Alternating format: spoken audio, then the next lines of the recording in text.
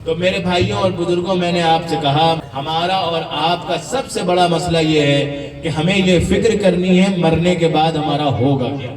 تصور کرنا چاہیے آنکھ بند کر کے، جب مریں گے قبر میں لے جا کر کے لٹا دیے جائیں گے، آل اولاد، بچے، بھائی، بھتیجے، دپوتے سب دفن کر کے واپس چلے آئے ہوں گے، ہم اکیلے اس مٹی میں ہوں گے۔ اب ہمارے اعمال ہوں گے ہم زندگی کیسی گزار کر گئے ہیں، اللہ اس کے مطابق جنت کو سکون کا، آرام کا گھر بنائے گا یا عذاب کا گھر بنائے گا۔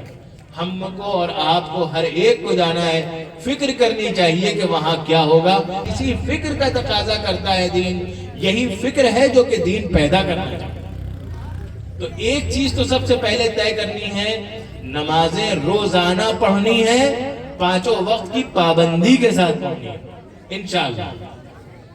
میرے بھائیوں، دوسری جو فکر کرنی ہے وہ یہ کرنی ہے کہ ہماری جو اگلی نسل ہے، جو ہماری اولاد ہے، وہ دین کو جاننے والی ہو، دین کو سمجھنے والی ہو۔